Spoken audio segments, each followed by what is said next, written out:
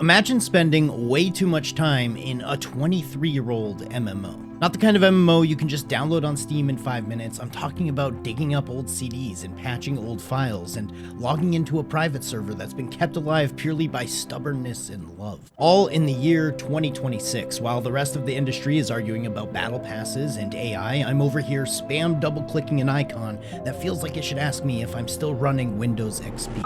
On paper, this is ridiculous. Star Wars Galaxies shut down in 2011, and most people remember it as either the greatest sandbox MMO ever made, or the game that ruined itself. It exists now in this strange in-between space where it's not fully dead and it's not officially alive, and it's preserved by players who refuse to let it disappear. You can't just casually try it, you have to want it, you have to commit. And so imagine jumping into a game like this completely blind, without any outside help.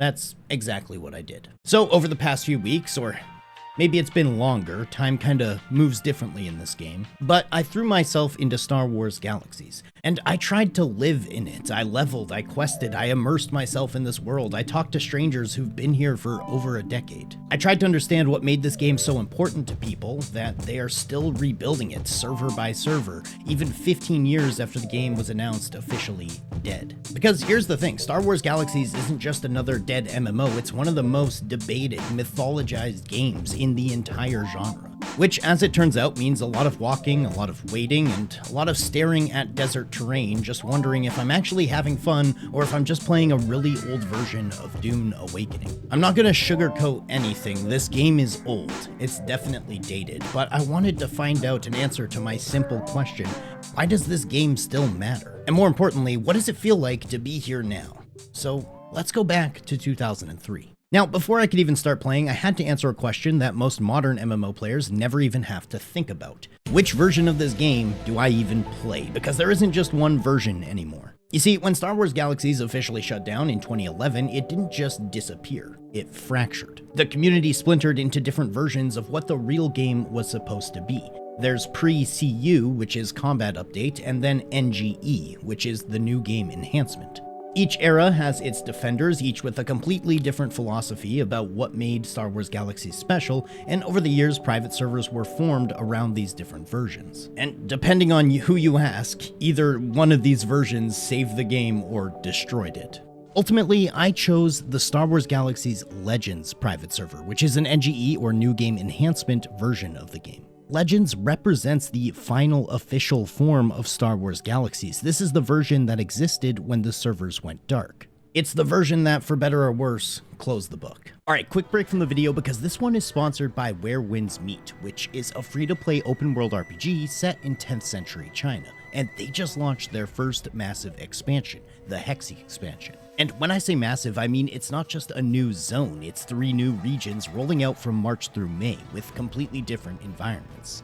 Plus nearly 20 new sub-regions and 11 plus new bosses. The first chapter drops you into the Jade Gate Pass, which is this massive desert region full of sand dunes and ruined outposts. It honestly looks completely different from the original maps. But the interesting part here is the story. The new main storyline, called Burlap Sack, has you travel into the persona of a withered old man, experiencing a turbulent era through his life and memories. This narrative lets you step into his perspective and relive moments from that time, gradually uncovering the story as it unfolds. The idea is to experience the determination and sorrow of this insignificant figure struggling against the forces of history, which is honestly a level of emotional storytelling I didn't expect. There are also several side stories like Desert Without Sails, where you retrace the final journey of a messenger lost in the desert trying to deliver a letter, and you finish the mission that he never could. Gameplay-wise, there's also a new combat path called Bamboo Cut Dust, which mixes an umbrella weapon with a rope dart so you can swing around fights and pull off these ridiculous high-speed combos. And if you're wondering, yes, the expansion is still completely free, and the game sticks to the no pay-to-win model, with monetization only being cosmetic. They're also doing a ton of giveaways with the expansion, including over 30 plus lingering melody pulls and 90 plus resonating melody pulls, and over 100 free cosmetics and items. So if you want to check it out, the Hexi expansion is live now, and you can download Where Winds Meet for free using my link in the description. Join me there, and now let's get back to some Star Wars Galaxies. So this is character creation. As you can see, there are 10 different races to choose from, and these are kinda cursed. They're also kind of amazing though, and they all fit well within the Star Wars lore. I couldn't stop laughing at this guy, the Twi'lek, meaning twin tentacles. We're getting freaky way too early in this one. Anyway, after a fair amount of customization in which your character T-poses in between models, I was actually somewhat impressed with the level of customization. Usually on these older games you don't see as many options, but that didn't seem to be the case here. Then the game asked me to pick a class and choose from one of the 9 options. This is a decision that veterans will tell you can define your entire social, economic, and emotional trajectory in this galaxy. I treated it with the appropriate level of seriousness. Which is to say, I picked Bounty Hunter because it sounded cool. Class identity in this game is, not to be too on the nose, completely out of this world, and it's somehow very on brand that I stumbled into picking one of the safest options without even realizing it. There's a very real chance that if I had chosen something like Traitor, the combat would have been such a miserable experience, I would have been getting rolled by basic mobs, and I might have just quit the game then and there. But Bounty Hunter at least let me feel somewhat competent early on, which looking back probably saved this entire video. Anyway, I named myself Cursed Squidward and entered the world. This is Star Wars Galaxies. This is the tutorial. The UI is pretty simple and clean. You have an action bar, XP bar, and a nameplate.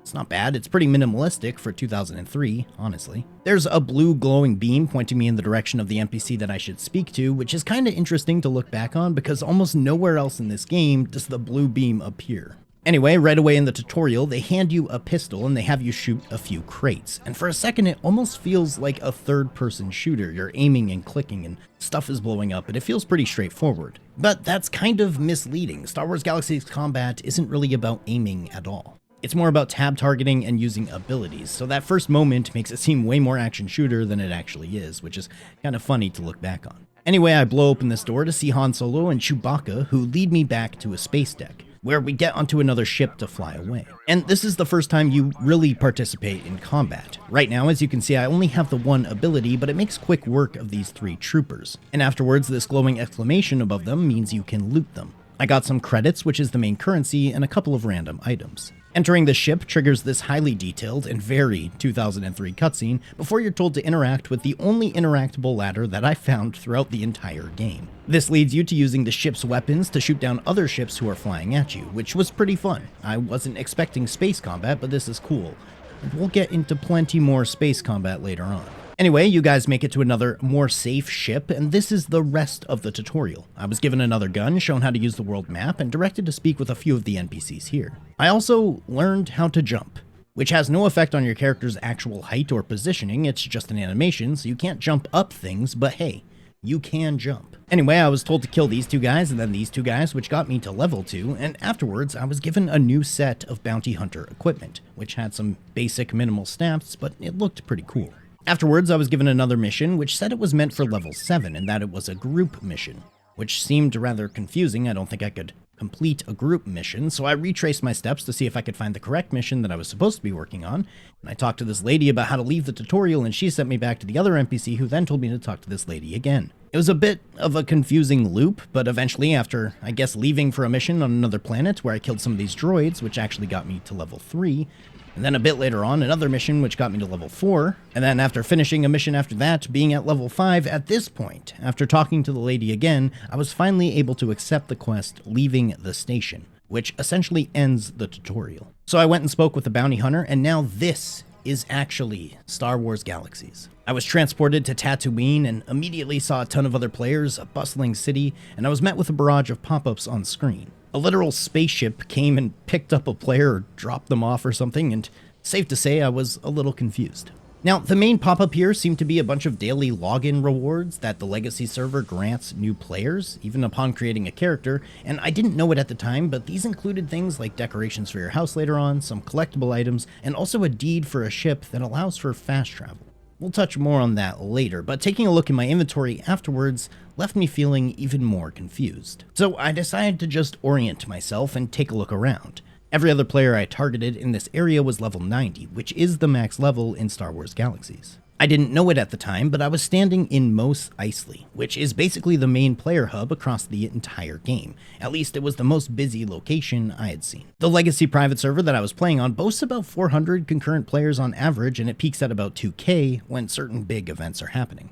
Anyway, I pressed M to look at my world map, and oh boy. Yeah, this game is dated. I decided to just work on a quest called A Speeder for Me, so I ran towards this blue arrow on my minimap and found this giant glowing beam from the sky, indicating where I needed to go. I don't quite know how to explain the atmosphere of Star Wars Galaxies. It's weirdly compelling in a very nostalgic sort of way. It feels like they made a terrain and placed assets on top of it, like some sort of papier-mâché school project. Tatooine obviously is a giant desert, so I was excited to see what the other planets might look like. But really, starting here made me think of my time playing Dune Awakening. It's actually crazy how many similarities can be found between these two games that were released 20 years apart. If you had shown someone playing Star Wars Galaxies in 2003 a screenshot of Dune Awakening, which released just last year, I think they would have thought that that was a future evolution of Star Wars Galaxies. Obviously, the games are vastly different in plenty of ways, but I couldn't help but draw the comparisons. Anyway, on to my next quest objective. I saw some rock mites and I decided to attack them. Bad move. They ended up killing me. Now, considering this is such an old MMO, the death mechanics are surprisingly forgiving. In a time where most games made you lose experience or items upon death, in Star Wars Galaxies, the first time you die, you're put in an incapacitated stance. And after a few moments, you'll just pop back up again. However, you are given a debuff, which lasts for a short amount of time, and if you were to die again, you would then have to respawn in one of the major city's cloning facilities. This comes with a cheaply repaired res sickness and provides a slight setback in time because you'll have to run back if you want to continue where you left off, but otherwise there's no real penalties.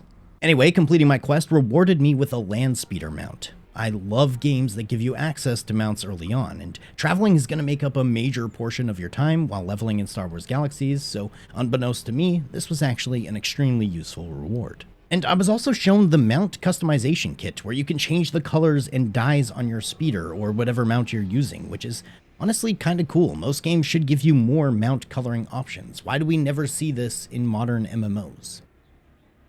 Money. That's why. It's because money. Also, there's this annoying thing that happens whenever you're in towns on Star Wars Galaxies where the police of that town will come up to you and unmount you and ask to scan you for contraband or spice. It's kind of hilarious. These are the typical old school MMO mechanics and systems that are often looked back on fondly, but as a new player, I'm just like, please stop. Let's not do this. Anyway, you can just run away and there's no real penalty to ignoring the police, but it's an interesting bit of archaic MMO development that still exists here.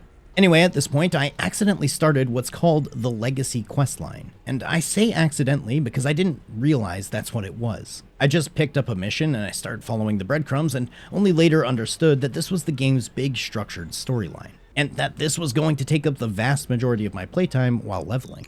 Generally, the Legacy questline can take players between 40 and even 50 hours to finish up, and while you won't be max level or even anywhere near it, to be honest, you'll have a pretty solid understanding of about 80% of what Star Wars Galaxies has to offer. Now, the Legacy questline wasn't part of the original launch version of Star Wars Galaxies. It was added later during the NGE era when the developers were trying to make the game more approachable and more guided. Early Galaxies was extremely sandbox heavy, had tons of freedom, not much direction at all, and the Legacy line was their answer to that. But to be honest, for someone like me coming back to the game in 2026, this was a much needed accessory to my gameplay. It took a lot of the guesswork out of my time spent playing and showed me what I should actually be working on. And so I just jumped into the questing gameplay loop. The vast majority of the Legacy questline is exactly this. You run to a specified area and kill the enemies within said area. Now, I haven't really gone into too much detail regarding the combat in Galaxies, but I will now.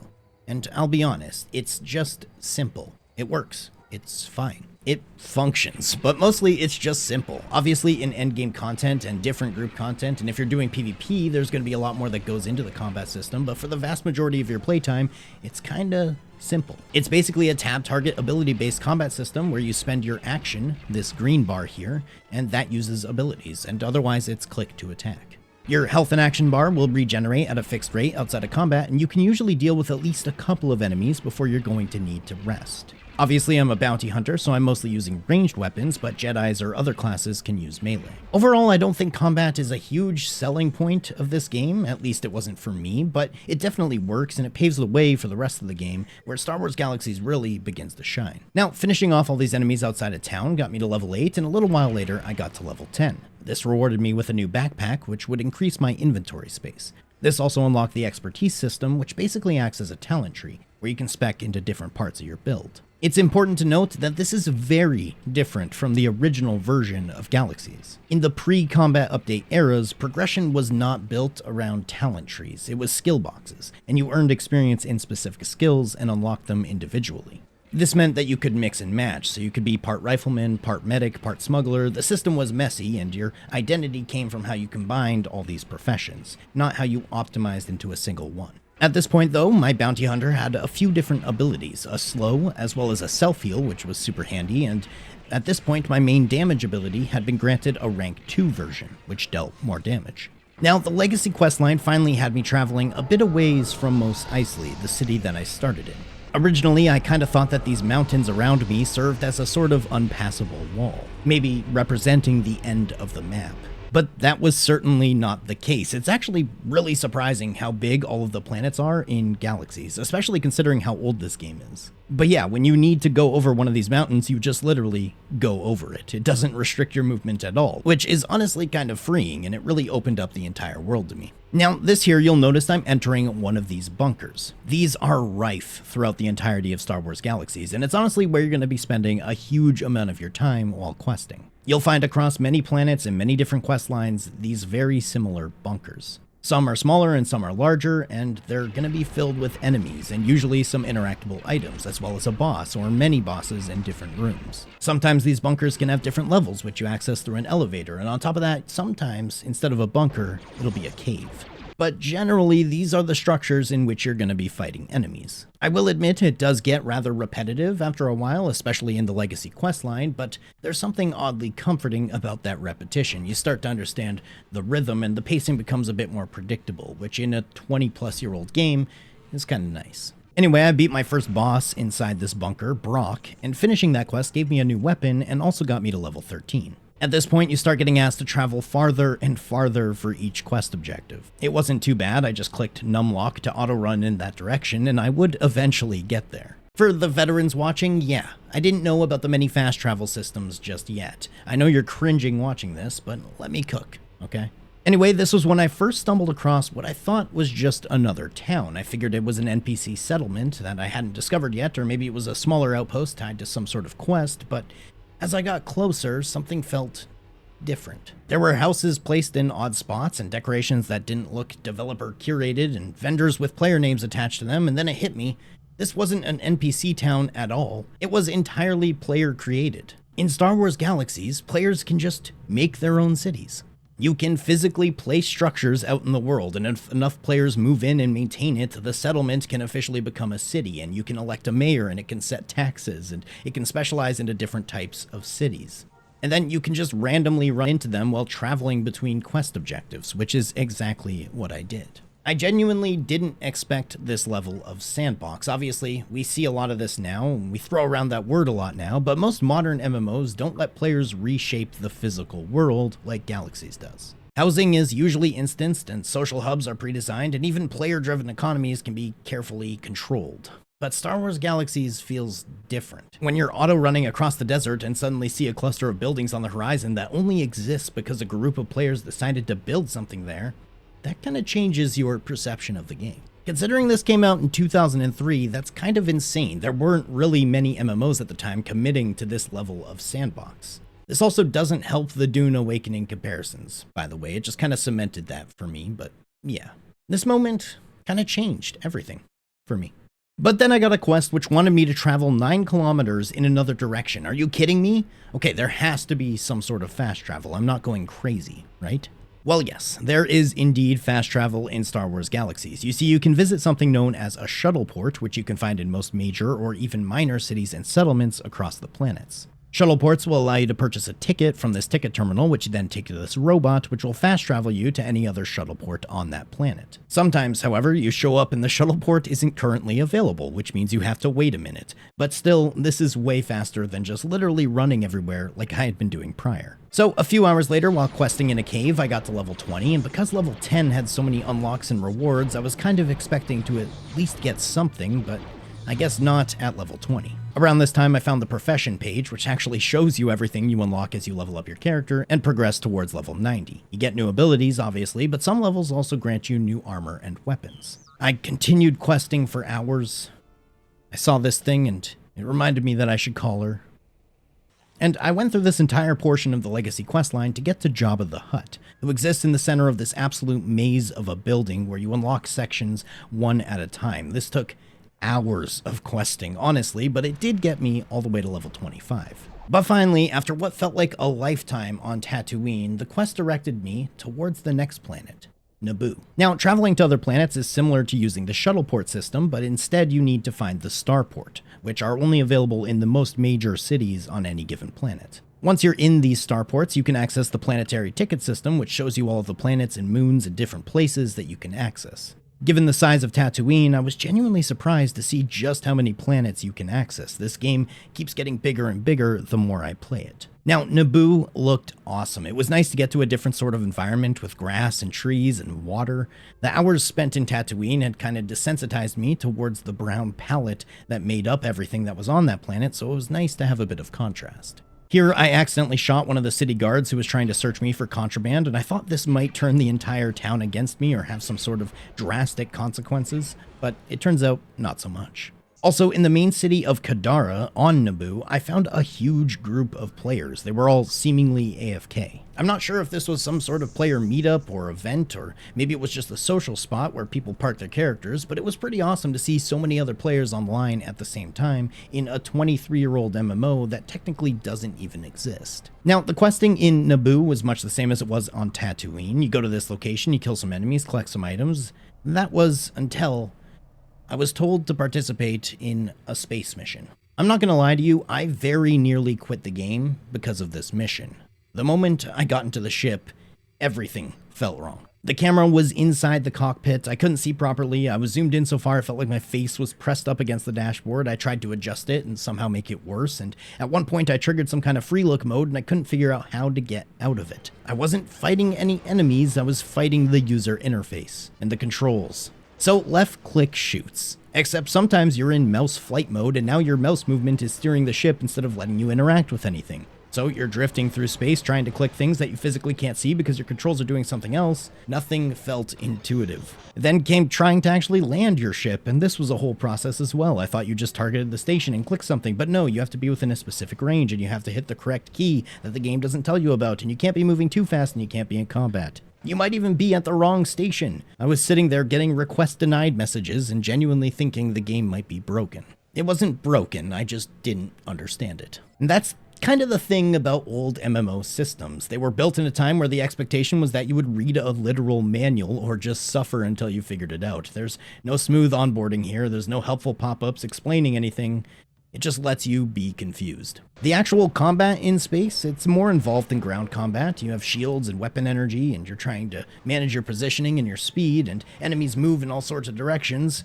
I remember at one point just sitting there completely still, trying to rebind keys and figuring out how to stabilize my ship while actively getting shot at. It felt awful. Now, none of this is because it's necessarily a bad system, it's just freaking old. And if you've ever gone back to a legacy MMO that veterans swear is amazing, you'll have put up with this sort of friction in your time there. Eventually, I did figure it out. I learned how to fight. I learned how to aim in front of the enemy spaceships. I learned how to actually travel and explore, and I got the camera working. And once things started clicking, I could see why some people love space in Star Wars Galaxies. But that first impression, brutal. That was the closest I came to logging out and not coming back. But I have to admit, for 2003, this was insanely ambitious. There's fully separate space zones with player-owned ships and component-based ship customization. This wasn't just some little mini-game.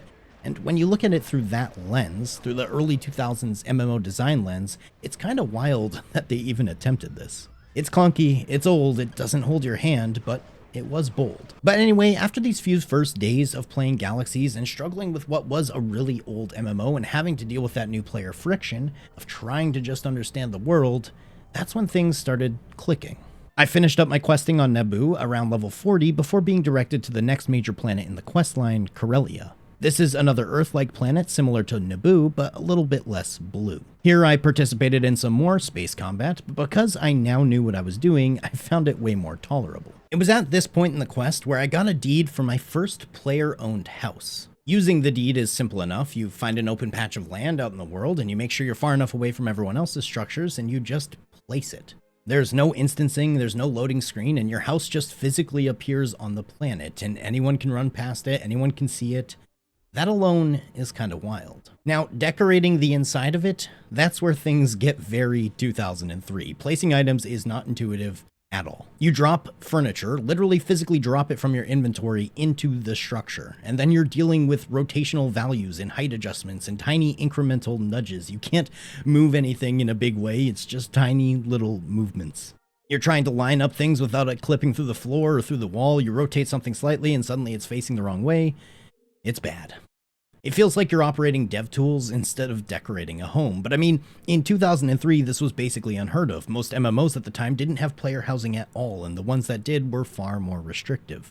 Star Wars Galaxies wasn't just letting you decorate some instanced room. You could decorate a literal structure that you just placed randomly on the planet for anyone else to stumble across and see. Anyway, another countless hours of questing later, I was finally level 50, and I stumbled across another player who was seemingly AFK farming these NPCs at a quest location. They had an auto-typed message which read that I could /tell them for an invite if I had to complete the quest at this location. This was a fairly considerate bot, I guess. I'm not sure what the private server's terms of service look like, but considering this bot wasn't actually interfering with my gameplay and I was able to join it as part of a group in order to still finish my quest, I thought, no harm, no foul. But as I continued to progress further into the legacy quest line, the difficulty finally started catching up with me. Around level 55, I was sent into this massive dungeon filled with giant spiders, and I mean massive. Dark corridors, constant aggro, poison everywhere.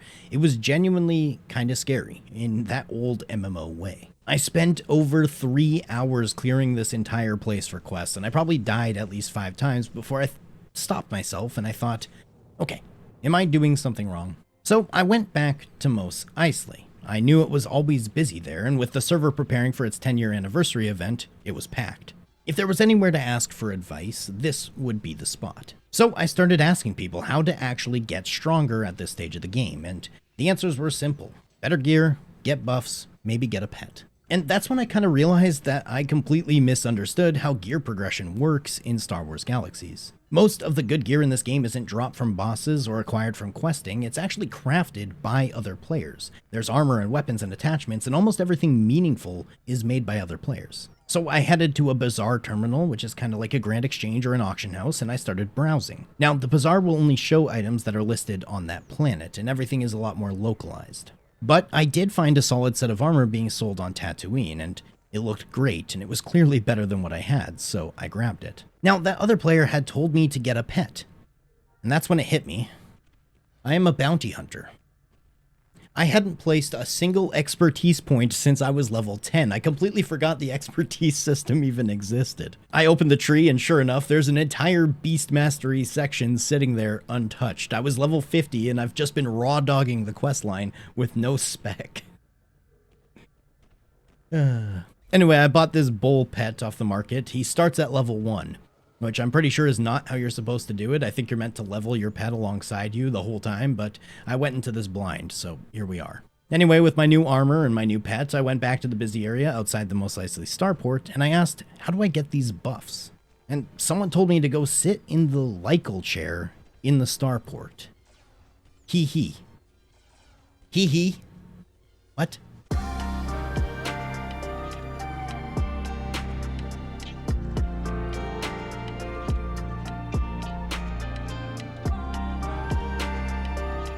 Oh, so that's how you get buffs in Star Wars Galaxies. You see, there's a certain class that's known as a dancer, which acts as a support class. I didn't realize this meant I was literally going to get a lap dance in order to get all of my buffs, but hey, here we are. But what I learned here is a valuable lesson, especially in these older games. You might just have a nagging thought that tells you to stick to yourself, that you don't want to bother anyone else. But just asking some simple questions can completely change your path and progression. No one had to sit me down and explain things or give me hours worth of advice. It was just literally get gear, get pet, get buffed. After that, fully spec'd, geared properly, pet in tow, freshly entertained, the rest of the legacy questline felt dramatically easier. What had felt brutal before now felt manageable, and I moved through multiple planets and I wrapped up the main storyline and even dipped into some of the post-legacy content like Meat Lump and Nim's theme parks. And somewhere in there, between clearing quests and accidentally discovering how buffs work, I even spent some time just hanging out at the 10-year anniversary event for the Legacy server. Just dancing, watching fireworks, seeing hundreds of players show up for a game that technically shut down in 2011. But I basically had one thing left to do. I had to see what would have happened if I created a character of a different class. I want you all to meet Cursed Mr. Krabs. He's a trader. You see, traders don't start with a weapon. They don't level through combat the way most classes do. They gain experience primarily through crafting. And apparently, if you just buy all the materials you need, you can power level a trader to level 90 in like 2 hours. That's insane, but I didn't want to do that. I wanted to try playing it the way someone might have back in 2003. No shortcuts, no market manipulation and buying everything you need, just figuring it out. My first quest, make meat jerky. Okay. The problem is, combat is kinda tough when you don't have a weapon. You're basically punching things to death. Slowly. Very slowly. And after that, you harvest whatever you killed for resources and use those to craft. It's awkward. It's scrappy. It feels very early MMO. After I made all my meat jerky, I was told to craft glasses, and to do that I needed gemstones, which meant pulling out a surveying device and scanning the land for the right resources. So I started surveying and surveying and surveying, and I didn't find a single thing. There was no clear indicator, no nodes, just me standing in the middle of nowhere, scanning terrain and wondering if this was even working. That's basically the trader experience in a nutshell, but the thing is, you can have an entire class that's completely dedicated to making things for other classes. And that's kind of when it all clicked for me, what Star Wars Galaxy actually is. It's not the legacy questline, it's not these repetitive bunkers, it's not the mid-tier combat on the ground or awful first experience in space. Galaxies lets you wander too far, it lets you get lost, it lets you waste time doing something dumb, it lets you put a house in the middle of nowhere and spend 30 minutes trying to rotate a chair 1 degree to the left. It lets you get extremely frustrated with space combat. It wasn't afraid of you having a quit moment because back then they didn't really think about quit moments. The fact that this game is still a world and it's still operating like a world even after the official version died, somehow all of that friction makes up this charm. Because when you strip away the modern MMO expectations, the dopamine hits, the clean UI, the constant stream of upgrades and pop-ups and daily checklists, Star Wars Galaxies is doing something that feels almost unfamiliar now. It trusts you to make your own meaning out of it. It's not always fun in the moment. Sometimes it's confusing or genuinely annoying. I spent hours running across planets before I realized I could have been fast traveling. I literally got filtered by space controls. But then you turn a corner and you see a player-made city sitting on the horizon. Or you walk into Mos Eisley and it's packed with real people in 2026. Or you realize the best gear in the game is something made by another player with their own hands and sold through a vendor in a town they helped to build.